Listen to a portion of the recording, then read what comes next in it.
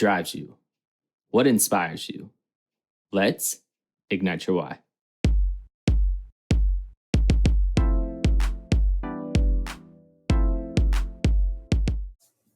Welcome back to Ignite Your Why podcast.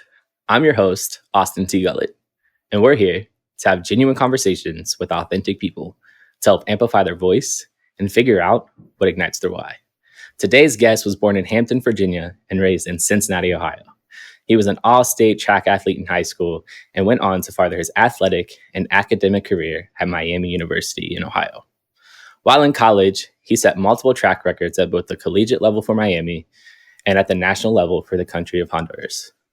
He graduated with both his bachelor's and master's degree in accounting, and since then, he has gone on to be the founder of his own company, a professional speaker, and an educational consultant. This is a man of many hats, and I'm so excited to have him on today. So let's give a warm welcome to Mr. Kenny Glenn. Kenny, how are you doing today? Yeah, I am doing fantastic. How are you doing, Austin? You're not allowed to say good or great. I'm actually doing amazing because I went to church today for the first time in a few weeks. I've been watching online, and just to go in person, it literally, like, the sermon spoke to me. So it's kind of interesting because, like, they're doing a series called At the Movies at church right now. So it's weird. You get popcorn, you get drinks, and you go in, and they have a movie, and they play clips from a film. They don't show the entire movie, but they show clips, and they use those clips to relate it to God's word. And the message of the movie just hit me so deep. Like, I was in tears. And it was just crazy because I had a conversation with my therapist on Friday. And then today, on Sunday, it was the message at church. And I was just like, what the heck? No, I don't believe in coincidences. And then the next question is, what was the movie? I couldn't even tell you what the movie was. Oh, okay. I just like they said the title in the beginning, but it literally just read like the message. It was a all-star athlete in high school. He played basketball, had a college scholarship, turned it down, became an alcoholic, and like lost his son to cancer. And it was just this whole thing of just like, it was just about like letting go of things from the past. And all it takes is that like one opportunity. And sometimes you can be at the highest of highs and the lowest of lows. And it just hit because like we were just talking on Friday, me and my therapist, about me letting go of things from the past and things that are holding me back from being my true authentic self. So it hit home for sure. No, that's amazing. So I see why you feel amazing. For me, when we talk about movies, I love movies, one, but then two, all right, title of my book, Question Everything. And so that's a literal mantra for every arena of my life. So whether I'm watching a movie, listening to music, watching a basketball game, I always take the deeper meaning of anything I'm watching or listening to. So when it comes to movies, I'm relating that to life in all aspects.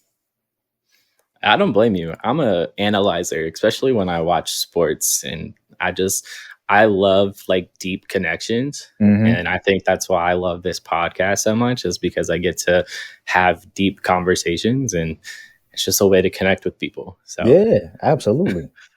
And I'm excited for this conversation because I've heard many great things about you from our mutual friend, Jeremiah. So. My guy.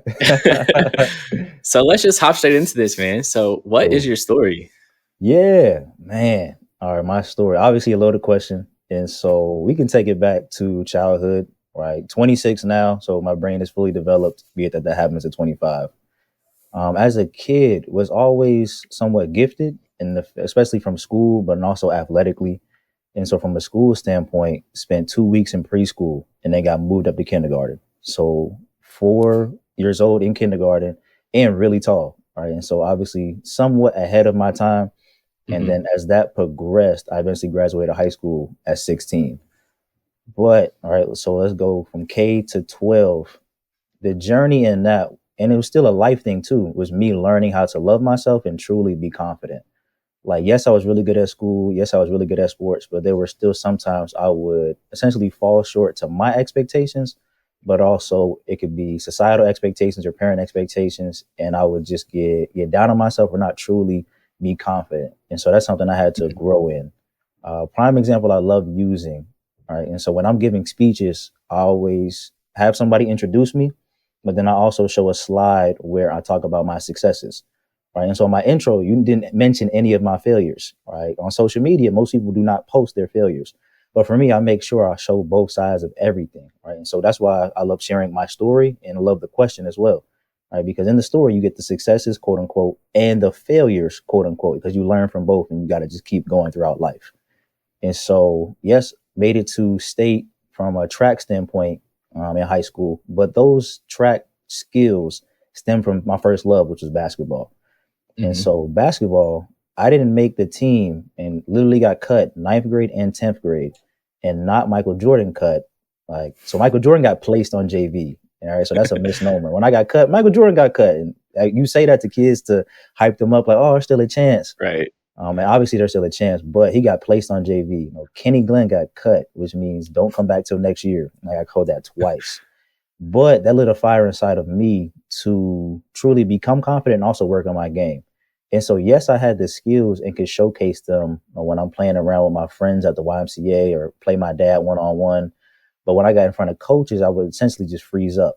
And it's like, and it's that sense of perfection, right? Because in the classroom, everybody knows Kenny, no matter what, I'm going to get an A. Didn't have to study, didn't have to do anything. All right. I'm going to get an A or a B no matter what. And that came with a sense of perfectionism. All right. So when we hop into athletics in a high school standpoint, I don't want to miss this shot. Don't want to turn the ball over. What happens if I make this mistake? And so really just out there way too hesitant instead of just having fun and trusting in the practice that I put in. Yeah. So that's high school, Kenny. And then I said, those skills transferred into track, which I did not do until my senior year of high school. And from a basketball standpoint, when I finally did make the team, definitely was one of the high flyers. And so loved dunking, getting rebounds, and just being an athlete. And so one day track coach comes into the gym, sees me dunking and said, hey, come high jump for me. I'm like, all right, I'll give it a shot. And so go high jump. And then I see the long jump pit. And I'm like, oh, that looks pretty fun. Like jumping in the sand, it's like going to the beach. All right, so born in Hampton, Virginia. And with that, there's a famous beach called Buckrow Beach. And my dad would take me and my sister all the time just to run so we can get faster, whether we were just wanted to be fast to race kids in the neighborhood, playing soccer, playing football, and also basketball as well. And so, this reminds me of that. And so I ended up doing long jump and then making it to state in both. But even in that story, there's still some times where I thought about quitting, and it wasn't necessarily not because I wasn't good at it. It's just because I started to get distracted. And so at the time I had a girlfriend, wanted to get a job and just make money so I could put gas in my new car, just got my license, but also take her out on dates.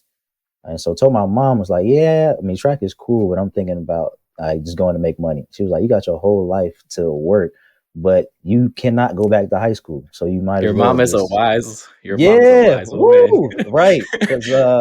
I tell my boys that all the time because I coach high school soccer and they literally are like, oh, I have to work. I have to do this. I need to make money. I need to do that. And I'm just like, soccer season is 2.5 months. Yeah. Like all I'm asking is for 2.5 months. Like you have your entire life to work.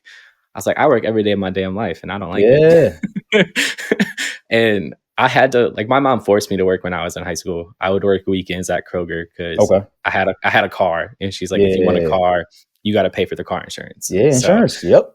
It was like, all right. So I had a job, but I was an athlete as well. And like when you were speaking, I was like, damn, like I relate so much because I'm a perfectionist in everything that I do. I feel like you could tell when I was doing the intro, like I messed up every single time. And I was like, I'm going to get this right. Yeah. Right. But like for me, like I played basketball, I played baseball, I played soccer, I played football.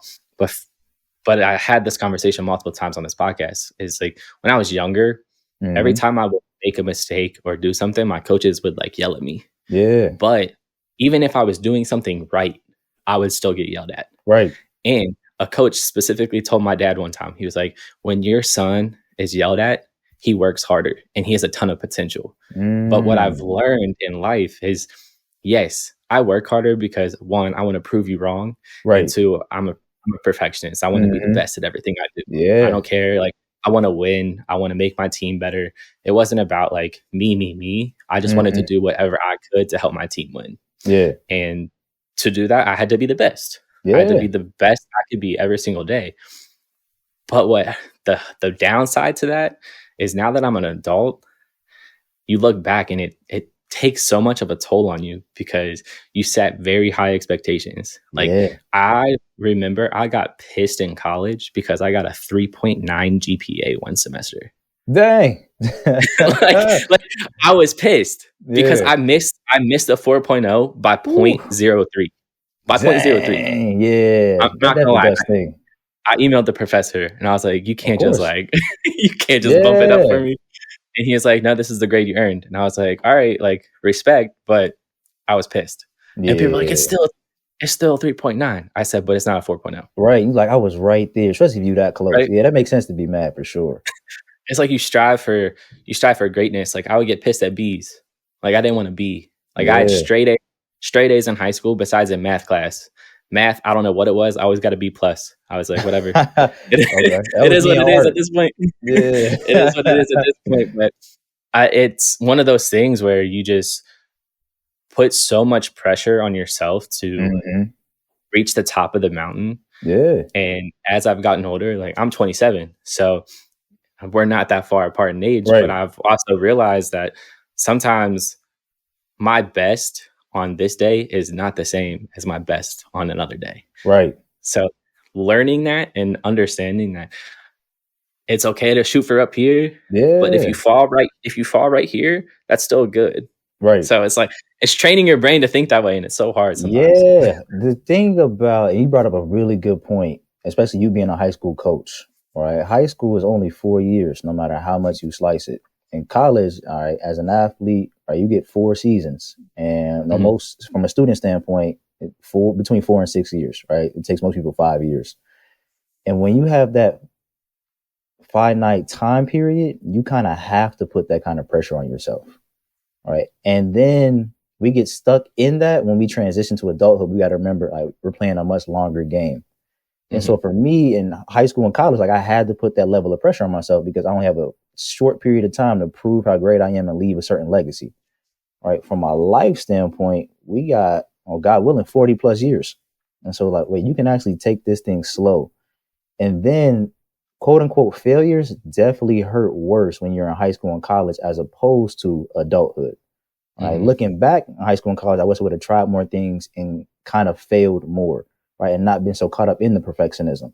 Like, high school standpoint, even when I eventually got on the basketball team, I still had that sense of perfection and fear of failure. And so, right, I don't want to shoot the ball because I don't want to miss. Right. But when Mhm. I would shoot the ball, I wanted, like, it to be perfect. And so there are multiple games where I went, let's say 4 for 4, 5 for 5. It's like, man, why are you only shooting 5 shots? Like, yeah, it's cool that you're making them, but, like, in order to score more points to help your team more, shoot the ball more. Like, you're not gonna make every shot. That's just, it's human nature. It's Yeah. physics. It's all of the above. Like, it's gonna happen, but you can't be afraid to miss. And so that's the same analogy for life.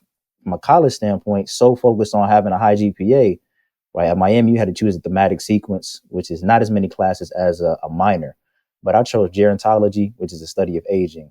Not Mhm. because I was interested in it, only because I know I'm gonna get an A or a B. So I was like, all right, it's gonna keep my GPA up. It was like, my favorite subject of all time is psychology. And so I wish I would have took more courses in that. But then, right, that also takes more energy and time away from being great at track or getting more rest or studying my major, which was accounting.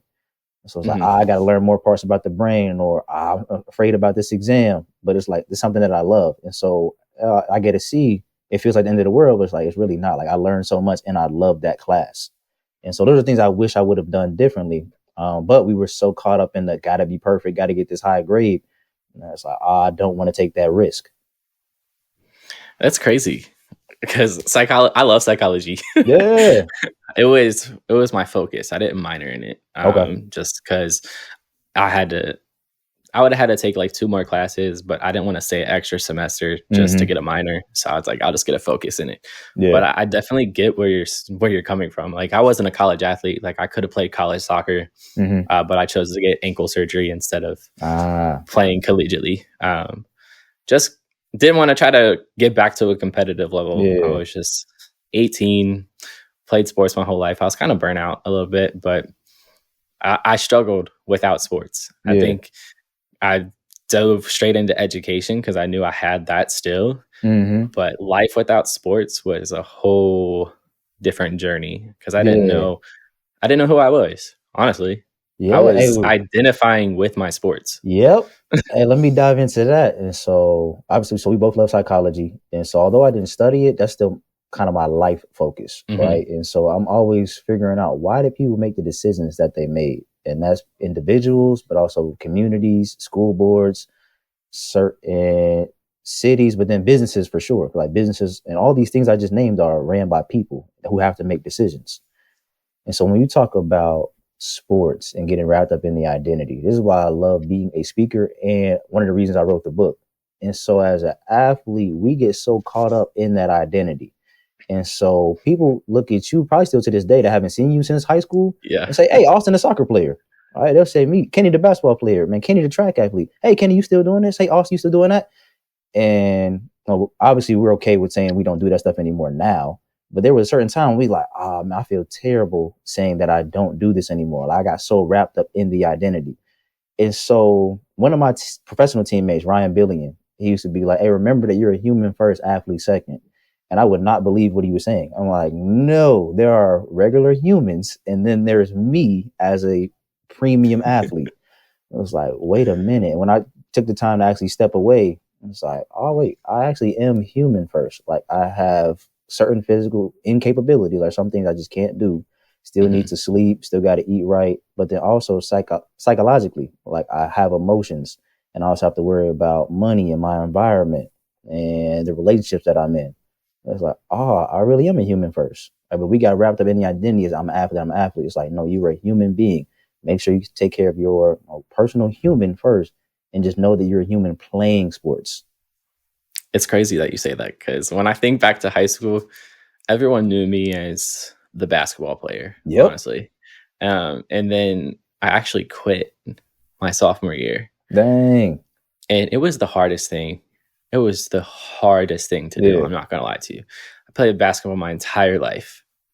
AAU, 3 different teams. Like there was weekends where I'd play 9 basketball games in one weekend. And I was good. I'm not gonna sound cocky. Like I was good. Like no, be cocky. Be cocky. That's something like, I fully stand on. I could shoot, I could dribble. Like my freshman year, I led in every statistical category besides like points. And the person who outscored me took like 90 more shots than me.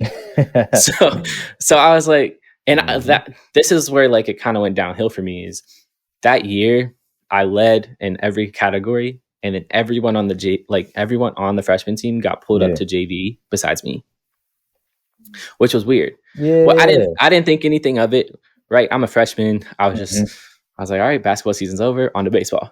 Yeah. That was my mindset. It shifted until the head coach for the varsity team saw my dad at a basketball game and was like, yo, like, why isn't Austin coming to basketball practice? Yeah. I show up the next day.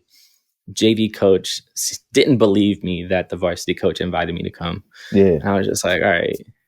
There were times freshman year, I remember one game, we were up 26 points in the first half. Yeah. I was the only player who didn't get in.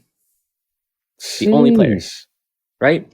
Yeah. We ended up losing that game. I'll never forget it because we ended up losing that game. But mind you, at the time, this is like, I went to Holmes High School. I'm not sure if you're familiar. Yep, I'm familiar. I was the only white boy on the team. Nice. Like the only white boy. Yep. So like playing Cov Cath, like they would chant white boy, like put the white boy in and things of that nature. So we get to sophomore year and obviously I play soccer. So I show up a little bit later than everyone else. And I was the kicker for the football team. So once soccer was over, I went to football every single day. Yep.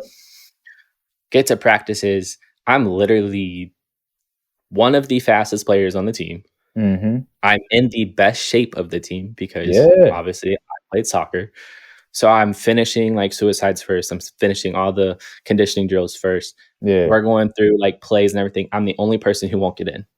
Jeez. Like I felt like an outcast. Yeah. And the coach made me hate playing the game. But what made it so hard for me to quit was my dad. Me and my dad bonded over basketball. Got you. And when I quit, I told my mom. And I remember coming home after school. I was like, don't tell him. Like, I'm not ready to tell him. Yeah. Come home from school, he was like, "How was basketball practice?" And I'd be like, "Oh, it's cool. Like, it was good." Like, Yeah.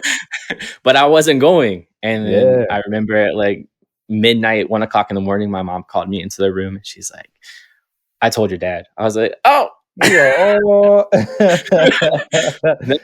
The crazy thing is I tried to go back, right? I didn't Mm. like give up. So junior year, went back. I was on the team. And then 4 days before the roster was sent out to KHSAA, I Yeah. was told I had to get surgery on my shoulder. Dang. So went through that process and then tried to go back senior year. Yeah. And coach looked at me and was like, "Are you playing baseball?" I was like, "Well, yeah, I missed my whole junior season. Like, I'm Right. not gonna miss my senior season. Yeah. I think you should just focus on that." And I was just like, solid. Yep. And There it to is. this day, if you went to Holmes High School and you know me, you know if I was on that team senior year, we would have went farther in state, or we would have made it to state. Dang. We lost in the region. They lost in the regional finals that year. But That's crazy. the one thing that team was missing was a pure shooter. Mm. Right? Like we had Beetle Bolden on the team who went and Yeah. played at West Virginia, West Virginia. Yep. Alabama. If you have a shooter on the wing that he could just kick the ball out to, Right. changes the Especially game. when the double team comes, because he was like that. Changes the game. And then you had like Nuke and Jamonti and all of them who could crash the boards and drive to the basket. It would have completed the team, but can't go back in time. Shit happens for a reason. Yeah, that's what, hey, everything happens for a reason. But it also shows you the important role that coaches play. All right. And so you now as a coach, you understood the weight that they held, right? Whether you get in the game, all right, if they gonna shoot down your confidence or not, if they even want you on the team. It's like coaches play a pretty big role when it comes to sports in general. 100%. And it's why I am the coach I am. Yep. I tell people all the time is I don't like to yell. I'm not a yeller. I will try to avoid it as much as possible. But I like redirection. For sure. So, for example, if someone messes up in practice or in a game, I'll pull them aside and be like, "Hey, I see what you're trying to do and you have the right idea. But instead of doing it this way, let's try it this way and see what happens." So you're acknowledging that like they're trying, but they weren't correct. But I'm not going to be like, "You're doing this wrong." No, I see it. I see the effort, but let's tweak it a little bit and change it this way and see what happens. And it changes everything. It gives them confidence. It makes them feel like you believe in them, and it helps build a culture, because I was the player who was constantly belittled and yelled at, regardless if I was doing good or not. So I try not to be that person for my boys. Yep. Yeah, it makes sense. Like, it's for me, if I was to become a coach, I'm not doing any yelling. And even as a speaker, all right, Eric Thomas is one of my favorite speakers, but he's big on yelling. And so I have to call myself a motivational speaker, but I'm more inspirational, educational. I'm not getting on stage and yelling at all. All right. Yes, I'll be loud so I can protect my voice and everybody hears me, but I'm not about to get up there and scream. No, that's not happening. That's one that just doesn't fit me. But then also, there's just better ways to get the message across. And sometimes, like, some people need that, and also there's time and place for everything, but it's just not going to come from me. Hey, I don't blame you. But I kind of want to move into this next segment here. We kind of touched on a little bit of the things that you're doing. But my question for you is, what is it that truly inspires you? But more importantly, what ignites your why? Yeah, the thing that inspires me is the ability and opportunity to pour into younger me. Right. And so now, being a high school graduate, college graduate, and play professional sports, got 2 degrees. And so, like, I've done certain things in life that younger me would for sure be proud of. But then also, when I'm going into these high schools and colleges, I know what it is that they want out of life. And I've achieved those things. And so I'm able to show them, one, that I did achieve them, but how I got there, and show them that one is possible, but then how they can utilize their resources to get to their version of success. Right. And so that word success, it should, in my opinion, it should be self-defined. Right. And so the world or social media will tell us, right, it's so dependent upon your job title and your salary, but it's so much deeper than that. Like, Do you get time to even rest? Do you love what you actually do? Right? How's your mental health? How's your physical health? Right? How's your emotional health? Like, all of these things play a factor into what your success should be. Right? And so, yes, job title matters somewhat, but then also we live in the 21st century, and so we have to make money. Right? But I want them to realize that you can make money doing something that you love to do. Right? But it takes time to figure that out. Right? You're not just gonna stumble upon it one day, or you might. Right? But you have to try different things and be okay with failing. And also, man, when I'm talking about inspiring younger me, and so I went into college mechanical engineering major. Not because I was super hyped about mechanical engineering, is that when I said it, it sounded cool. People were like, oh, they make good money. I have no idea what they do. And so, like, and then also even defining what is good money. And so, like, what is the point of making $80,000 a year if you spend 90? All right, it's kind of hustling back, or spend 70. It's like you barely really made any money.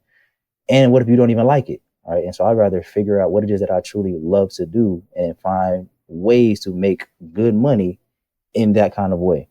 And so when I'm in these high schools and colleges, really inspiring younger me and showing them how much is around them, how empowered they truly are, and how important confidence is, right? And so even the confidence to ask questions, hence me titling my book Question Everything, but then realizing everything they need is inside of them and around them.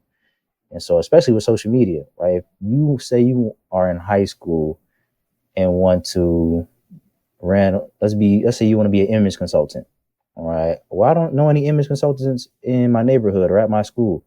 And it's like, well, I guarantee if you went on Google or Instagram, you could find them. And then once you're on there, you can reach out to them via email or send a DM, right? But they're so famous, they might not reach back. They might not, right? But at least you send that message, and then maybe they do get back to you. And now that changes your life.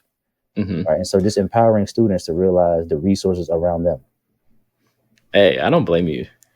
You're just preaching to the choir for me right now. I'm just like, yes, because success is different for everyone. Yep. And you're right. It should be defined differently for everyone. Success for me is different for you. Success for me is different from my brother. It's just how you perceive it and what you think is successful for your life. And I think it's interesting how you're harping on the fact of doing something you love. Because I'm 27 and I'm still figuring it out, if that makes sense.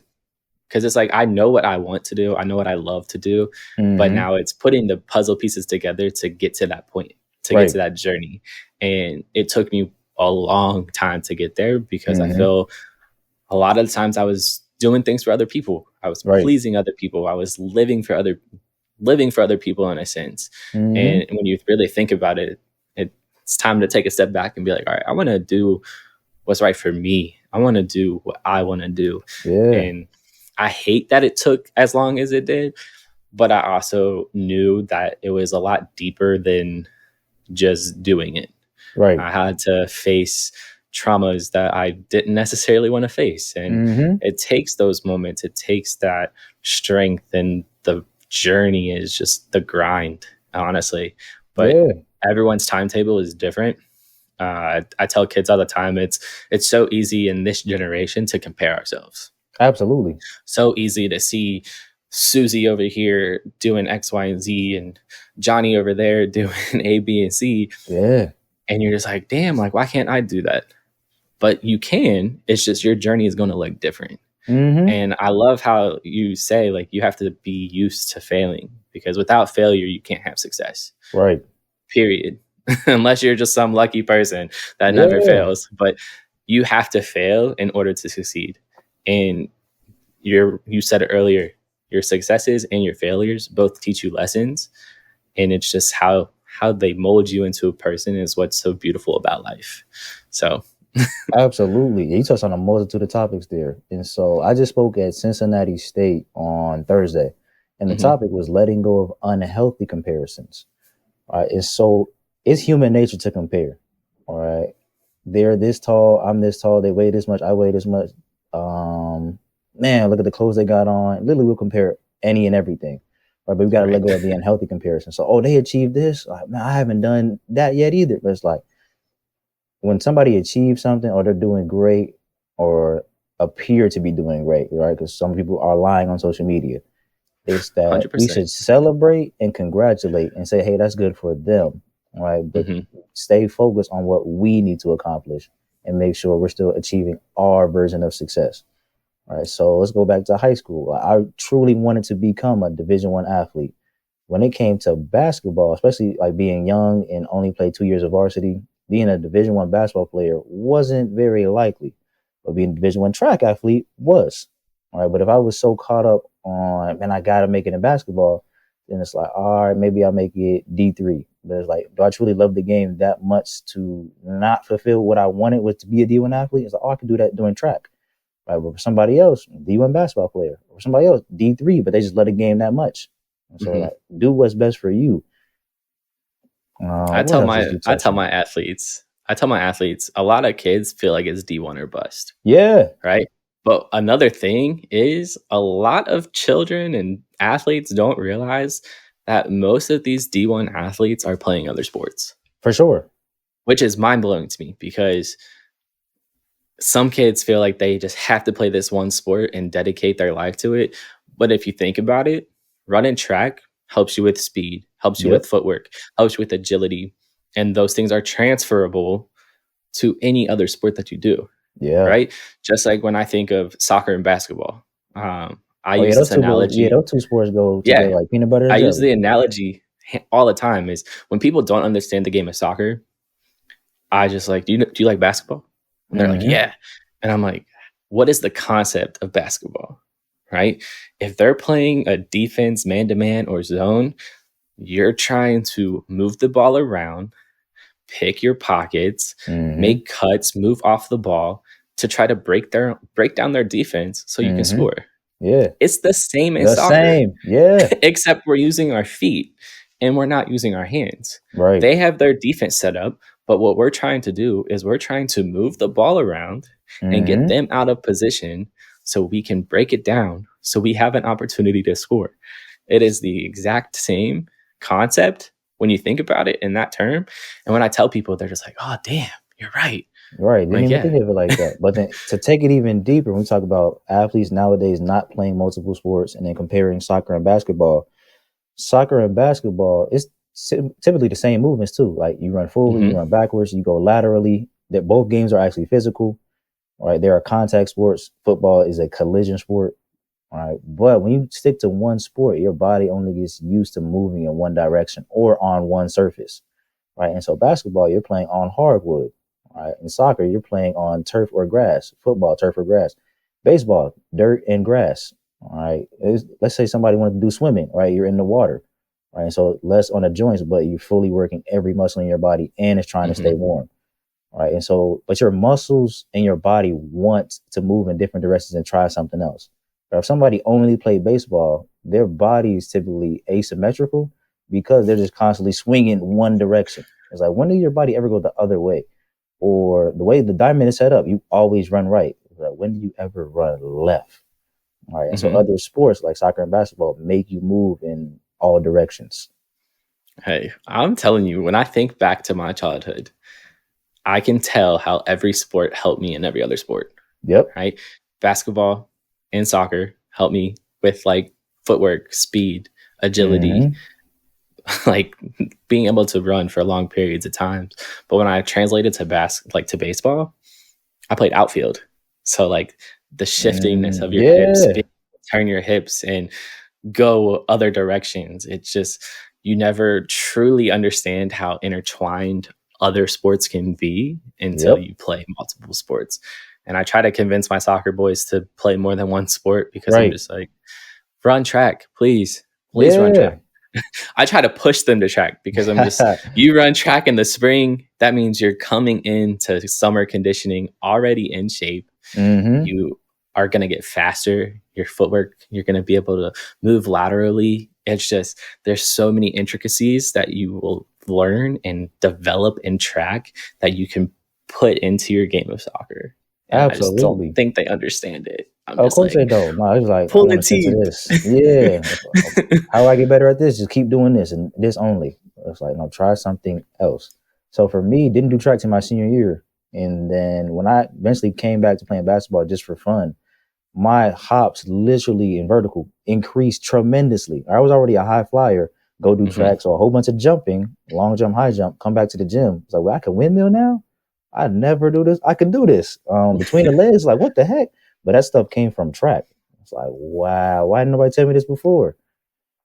Hey, that's the thing. Sometimes you learn things and you're just like, damn, I learned this too late. Yep. Hey, and so that's ignites my why too. It's like, how come nobody told me this back then? So when I say question everything, like, why didn't nobody tell me?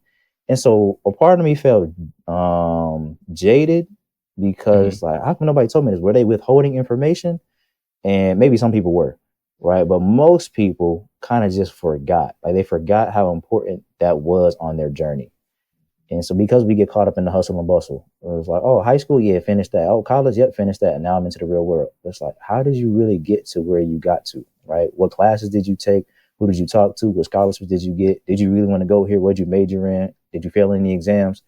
I'm like, I never took the time to actually self-reflect and think about what I went through and who helped me along the way.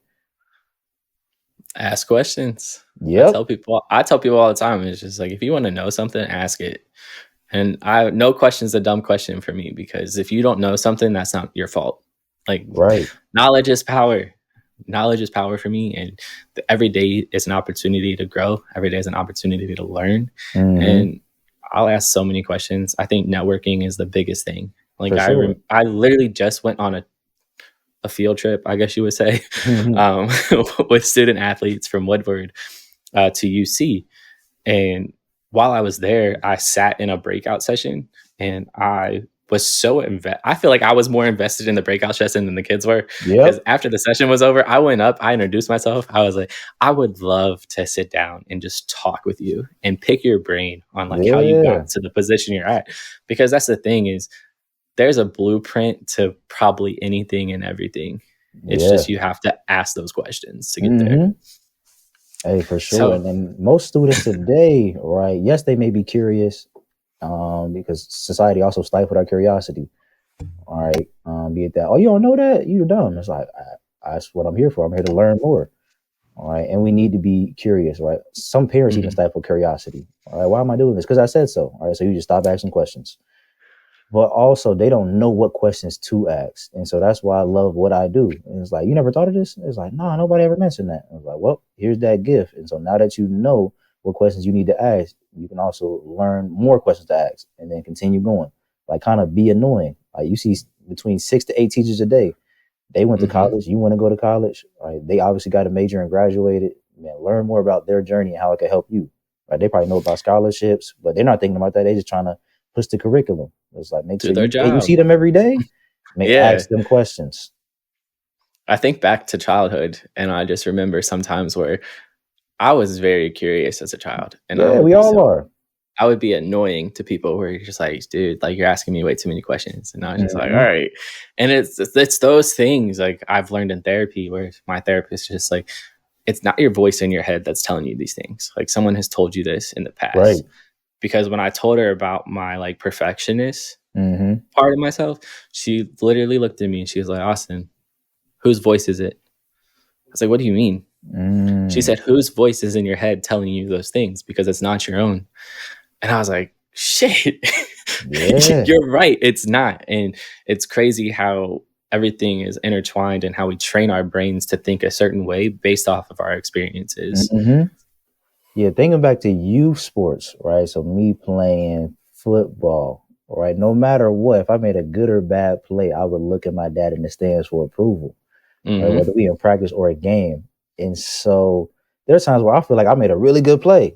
Look at him. You could have did better. I'm like, oh my goodness. And so that got ingrained to the perfectionism. It's like, I can always be better no matter what's going on.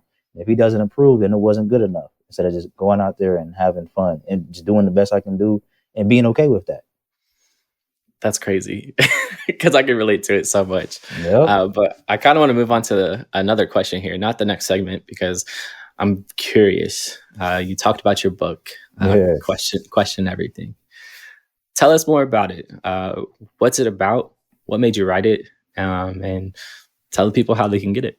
Yeah, man, Question Everything. So the subtitle, Advice for Students and Graduates. And so it's full of me giving real and authentic game to my younger self. All right. And so one of the main quotes that I got from my older fraternity brothers, John Ross, also known as John Sachs, is, you are always with your younger self. And so the things that we do present day in adulthood, we're essentially making our younger self proud. Right? Like I still love to play basketball because that was my first love. Right? I love speaking because I always wanted to be confident and people listen to me and take the advice that I'm giving them. And so I also talk about my personal life journey, right? And so times where I had to grow my confidence, had to face rejection and failure and learn from it, optimize my resources, and just realize how empowered I truly was. And the subtitle being Advice for Students and Graduates is laced with entendres, be it that when somebody looks at the cover and reads the title, it's like, oh, this is for high school, middle school, college. It's like yes and no, because we're all students and graduates, right? We're all students of life, and we continuously graduate to new levels within life. And so I technically say it's a book for everybody, but also it forces people to self-reflect on their own journey. And so, yeah, question everything. I'm definitely gonna check it out because I was looking into it, but I was like, all right, I'm gonna buy it and I'm gonna read so it. I'll give you a little Yes. advice. Yes, but So I'll Amazon. send my little I wouldn't say advice, but I'll give you my little review. How about that? All right, bet. But where can people find the book? Yeah, they can get it on Amazon, my website, which is kgmaximo.com. Or if you see me in person, I'll always have copies on me. For sure. I will make sure to put it in the description at the end. But we haven't really talked much about this, so I'm curious. Your business. Yep. Read about it a little bit on your website. But for the people who may not know about it, tell us a little bit more about it. Yeah, so Maximo Impact LLC essentially houses me selling my books, but then also getting hired to speak, whether that's in the city of Cincinnati, state of Ohio, internationally, virtually, doesn't matter. All goes through my company. But then also I'll do educational consulting. And so certain companies or schools will hire me to help them in different areas, whether that be, for example, figuring out how to properly educate and essentially treat young boys and men of color. Right, that's just one example. Or they may need assistance with their curriculum. Right? Or they want to figure out, man, how can we intertwine your book to help these students truly prepare themselves for life after high school? Right. And so my business also ties into why I wrote the book, because I just seen too many of my peers not truly be prepared for life after high school. But we were ready, right? And most high school seniors, you ask them, you ready to graduate? They're like, yeah. But you ask, are you truly prepared? It's like, I don't know about that. Right. And we're so caught up in emotions, right? And the feeling of, I'm grown now, so we can't make the move out of our parents' house. But it's like, wait, is that the proper financial decision? Like, let's really sit down and see how much is this going to cost. It's like, all right, this costs X amount of dollars. So you're just going to be essentially a slave to your job, only to prove to your parents that you don't need them anymore. Instead of just having an adult conversation and say, hey, let me stay with y'all for a little bit while I save my money, figure out what it is that I really want to do with my life, and then eventually move out. Right? Or taking the time to figure out in high school, man, what is it that I want to major in? And right, who went to this college that I can actually talk to? Are there people at that college or career, or they started this business that graduated from my high school and I can talk to them? And so, I mean, these things in my business also relate to why I wrote the book. Because like there's just so much unknown and the students aren't taking the time to realize what's in front of them, but nobody's also telling them. Right? Too many high schools are just kind of pushing students through. Oh, you graduated. All right, we'll wash our hands with you. Yeah, good luck. It's like, I really don't know what it is that I want to do out here. And yes, college is an option. So that's enrolling in college, or you enroll in trade school. You also be an employee, right? And social media will tell you being an employee is a bad thing. It's like, no, one, you get a consistent paycheck. And also, essentially, most employed positions benefits. But then also you're getting paid to meet people and learn new skills. Right. And also set a foundation for eventually what it is that you want to do with your life, whether that's investing or start your own company. And yes, social media makes entrepreneurship look sexy, but it can be, right? And sometimes it's not. Like you have to wear so many hats and also figure out, right, how to sell, how to market. What am I supposed to do with accounting? Oh, I got to pay taxes. And it's like, oh, what's my strategic advantage? What kind of partnerships can I get? What's my profit margin? It's like, my goodness, nobody told me it was like this.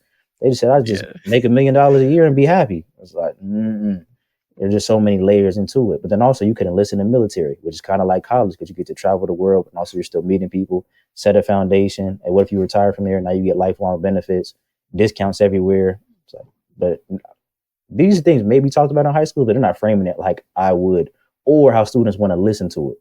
Right. Typically some old person. Yeah. All right. And no knock to old people. But all right, some older person that's kind of out of touch with this current generation and just reading from a slideshow instead of really genuinely getting to know the students and speaking from their perspective. Yeah. Telling you, if you just have a presentation and you're reading from the slides, I check out because I'm like, I can read that myself. Yeah. I had people in class who would just have PowerPoints and everything they read was on the slide. I was just, this is pointless. But you're speaking and you're dropping so many nuggets because it's so true. And when you think about high school, I don't think you can ever fully be prepared. Right? Because you never know what's going to happen. Like it's a big transition in life. But I think it's important to have those resources and have those questions answered to kind of know each venture that you can go through.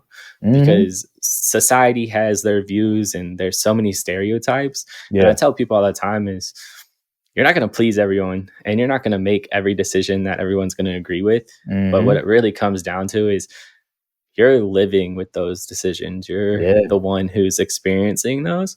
So it's really do what you need to do for yourself because when it comes down to it, no one's really got you like you do. So that's what I tell people all the time. 100% of the time. And so make sure you are doing the best that you can do and making the optimal decisions for you. Right. And so even saying that, right, technically it sounds selfish. And we've been programmed that being selfish is a bad thing. Right. But we have to be selfish and selfless. Like by being selfish, doing great for you. That way now you can give to others at an optimal level. Right. But if you're just always selfless, right, now you have an empty cup and you just constantly drain and don't like really love always giving. Like some things you just really do for yourself, or which also ties into mental health. Before we hop into that, right? I know you love that. I'm gonna also mention why I do what I do, and I wrote the book. And it ties back to my very first public speech. And so I saw too many of my high school peers either end up after we graduate, choose a job they hate going to every day, have kids way too early, or get caught up in the legal system, right? So end up in jail, on probation. Some of them are dead. And so I got tired of seeing that cycle. It's like, man, somebody has to be the change, right? One of my high school principals would say, be the change you want to see in the world, right? And so I've always been one to lead by example. And so, yes, I would be the change. But from a fear standpoint, right? Number one fear in America is public speaking. And so it's like, oh, man, yes, I'm doing these great things, but I don't want to say anything out loud, especially graduated high school at 16. So I was always younger than my peers. And so it's like, man, I speak up. Man, who's this kid talking? It's like, man, so nobody wants to listen to me. It's like, wait a minute. Now people do want to listen to what I have to say, and I know what I'm saying works. It's like, yep, it's time to speak up. No matter how afraid or nervous I am, I got to say it out loud. And so that's what led me to write the book and be who I am today. I think the biggest thing is our voice has power. Yep. And if you're not using it, you're doing yourself a disservice. So, hey, not only yourself, others too. Others need to know what you went through. And I think it's amazing. Like, I think the work you're doing is important. It's valued and it's appreciative. And just know that every single day you are making a difference. And I think that's the biggest thing. Hey, like it warms my heart to know that there are people like you out there that are helping the younger generation, because I tell people all the time, people love to say that kids are at risk, right? I have the motto that they're at promise. Yeah. Right. They're not at risk. Yeah, their living situations and things of that nature might not be the greatest, but what are we doing as adults to give them the resources they need to be successful? Because they're out there. So why not just do something about it, and just instead of saying, oh, they're at risk because of the community they live in, they're at risk because of the amount of money they have or things of that nature. Like, that doesn't matter. They have a future. Right. And it is a promising future. We just have to work to help them get the same resources that they deserve. Yep. They deserve it. Yeah. And that's where my passion comes from, is I grew up with it. Like, I've seen it. So it just, when you see things as a child and you're exposed to things as a child, it makes you look at life differently. Yeah. So But enough about all Hey. of that. Let's just move on to this next segment here because you mentioned it, and I was like, yes, we get to Yep. talk about it. So everyone knows me. I love mental health. Any chance that I get to talk about it, I'm going to talk about it, especially with other men, because I feel like it is very frowned upon for men to be vulnerable and talk about their Yeah. emotions. Yeah. So, Kenny, my question for you: how have you been taking care of yourself mentally? Yeah. All right. So before I answer that question, you mentioned the word emotions. All right. Nobody Hmm. ever taught us there are 22 emotions. Right. And so most of us are out here emotionally unintelligent and also unaware. And so we are still in the baby phase of our emotions. And so what do babies do? They're happy, sad, or angry, and that's it. All right. And too many adults tend to be only able to articulate that. But if you knew Hmm. there were 22 emotions, now you can articulate how it is that you truly feel and find the remedy for that. Right. And so emotions obviously tied to emotional and mental health. Right. So for me, how I take care of my mental health is stepping away. Right. And so, yes, I can be very extroverted, especially as a speaker and a salesman, businessman, but I also take time to like kind of step away from the public light and just be Hmm. alone and be with myself, right? And I'm okay with being alone sometimes, right? And so whether that's me going to take a walk in, all right, Winton Woods Park or writing, right? So obviously I wrote a book, but then I still just love writing in general. And so I've been writing since I was a freshman in college. So good track meet, bad track meet, get my heart broke, something crazy happened in the world, write a poem about it, right? Learn something new, hey, write about it. Also reading, and so that helps as well. Working out, and so obviously being a former athlete, still love Hmm. staying physically fit, and so but also working out helps me mentally. Even just sitting in the sauna, right, still sweating, and I'm alone with my thoughts once again. Listening to how other people have coped with their emotions helps as well. All right, so whether that's listening to podcasts, watching YouTube videos, laughter helps as well too. Having conversations with friends and or reminiscing on old times, sharing jokes. But then maybe I'll go to a comedy show, watch a funny movie. Like all of these things tied to my mental health.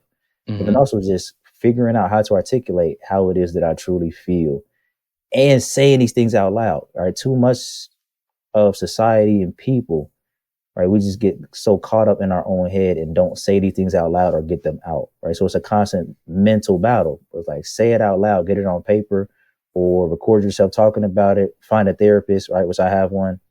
It's like, man, say these things out loud and find the remedy, right? So we have to learn how to be a part of our own rescue, which is why I do all of those things that help my mental health, right? Because the better that I am, the better, right? Whatever community I'm in, the better we Hmm. are, and the better I am, the more people that I can assist and help in a better way. I think it's interesting how you're just saying, get it out, right? Yeah. I'm a avid writer. I love to write. Mm-hmm. Love to write. I wrote in high school. I would write poems. It was just a way for me to kind of express myself. Yeah. Never, and I tell people all the time is I'm not good at like verbalizing how I feel sometimes, Yeah. but if I can get a pen and a paper, or even just typing it out, I Yeah. can I can express how I'm feeling. But I Mm-hmm. think for me, just growing up and being the athlete, I was it always comes back to that perfectionism, right? I was Yeah. taught to kind of hold everything in Hey, literally and shut not everything show in it. Yeah. and yeah, don't show your emotions. It's like, wait, what? Don't be human? It's like, my goodness. And it's crazy. And I th- I think I saw the biggest shift my senior year of high school, not high school, Mm-hmm. my senior year of college. Um, my all-time favorite class in college, hands down, 100%, was leading with emotional intelligence. Mm. The best class, best professor ever. Shout out to Mr. Girton. But in that class, I learned so much about myself. I Mm-hmm. learned so much about how other people perceive me. I learned how much my friends perceive me, my coworkers perceive me, because we did this Mm-hmm. like 360 survey where we had to send it to 5 professional relationships, send it to Yeah. 5 personal relationships. And when you get that feedback from other people, you're just like, oh, this is how I'm perceived. But then it's also you learn how to perceive and understand your own emotions. Like Yeah. I understand when my emotions are being hijacked. I can Mm-hmm. tell. Yeah. I know in the moment, I know I need to take a step back. I know I need to like calm down, which is another reason why I have a rule with my soccer team and my parents where give me 24 hours. Yeah. Don't come talk to me right after a game because emotions are high. And I'm not going to speak to you out of pure emotions, Right. because if you're speaking off of your emotions and I'm speaking off of mine, it can get real heated and we might Sure say can. something we might regret. Yeah. So let me sit on it. Let me sleep on it. And in 24 hours, then we can talk about it. Yep. Because a lot of the times we want to talk, but it's in the pure moment. Yeah. But then if you sit on it and you're sitting back and you wake up the next morning, you're just like, oh, because my mentor always told me, and my soccer coach, and this sticks with me to the day I die, I will always remember this. If something happened, like if we lost a game or something sad happened or whatever, my coach and mentor would always tell me, he's like, Austin, you have tonight to be upset about this. Tomorrow's a new day. Yeah. Right? So feel what you need to feel, do what you need to do tonight. But when you wake up tomorrow, it's a new day. Don't continue to be sad about something that happened yesterday. Yeah. Right? Yes, like there are things that like take a little bit longer. It's just how life goes. But I also know like we have the control. And the thing my therapist always tells me is it's okay to feel, even if it's just for 5 minutes. Yeah. So feel what you need to feel, but also don't let it control you. Right. I think that's the biggest thing. Is sometimes we let our emotions control everything. But when you get to the point where you can acknowledge them, understand them, feel what you need to feel, and take the power, I think that's the biggest thing. Is you have taking the power, regaining that power. And it's very cliche. My therapist talks about it all the time. But you know that ball that expands? Yeah. Those are our emotions, right? A lot of the times we're living out here with the ball expanded. Yeah. But it is okay for us to go in here for 5, maybe even 1 minute, just to feel what we need to feel, right? And that's okay, because you have the power, you have the control to do that. Yeah. And when she tells me that, it's something I'm still working on. I'm not gonna say I'm perfect at it, because I'm not. There are so many things I still need to like heal from and go through. But I think the biggest thing for me is I suppressed so much from my past that I'm stuck out here a lot of the times. So she always tells me, Austin, take the elevator. You're up here in your head. Take the elevator down. Feel what's in here. Feel what's in here. Yeah.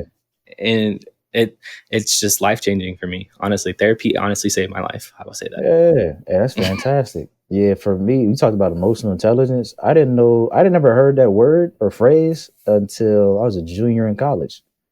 And so it's like, hold on, wait a minute. I went through middle school and high school and almost out of college without even knowing what this was.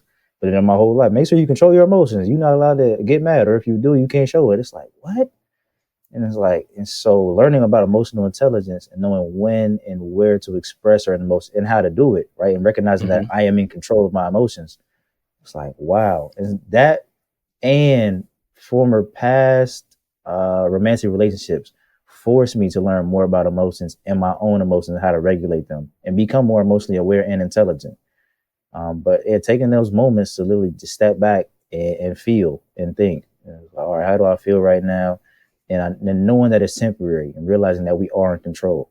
All right. So other people don't control our emotions. We control our emotions. All right. And we got to take the time to feel it and let it, not let it fester, but like, just let it pass. So like dealing with rejection, for example, like in a moment, rejection sucks. And it's like, yes, you're probably mad, sad, irritated, all of the above.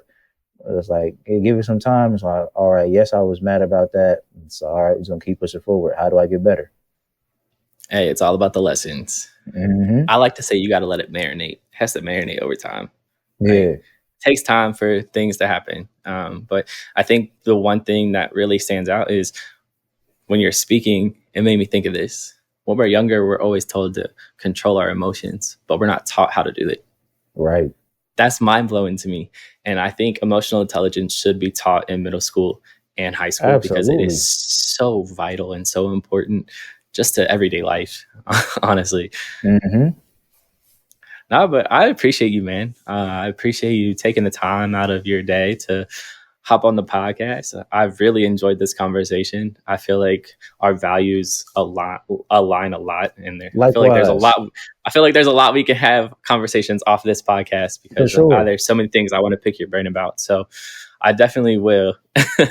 Cool, But cool. if anyone wants to continue having a conversation with you about anything that we talked about today, what would be the best way for them to get a hold of you? Yeah, best way for sure is email. All right. So my email is info@kgmaximo.com. But they can for sure also reach out to me via Instagram. And so my Instagram is KG the speaker.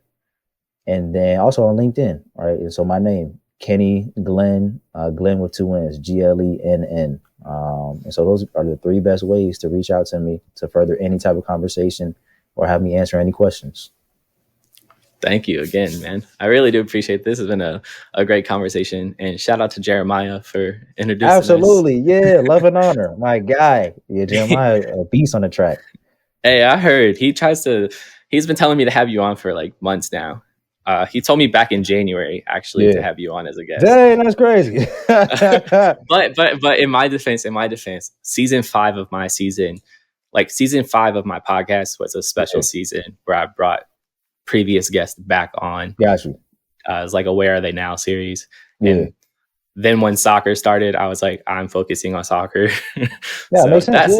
That's where all my time is. That's supposed to happen, man. Yeah. But I just want to say thank you all for listening in. I will make sure to put Kenny's information in the description below. If you happen to reach out to him, please just make a note on how you found him. I'm sure he will greatly appreciate it. Absolutely. Again, thank you all for tuning in. Make sure you give us a follow on all social media platforms. It's at Ignite Your Why. That's INGYTE, not with an I. We are on Instagram, TikTok, Facebook, you name it, we are there. So make sure you give us a follow and join the fam. Again, thank you all for tuning in. And always remember, find your purpose, ignite your why, and I'll holler at you guys later. Peace.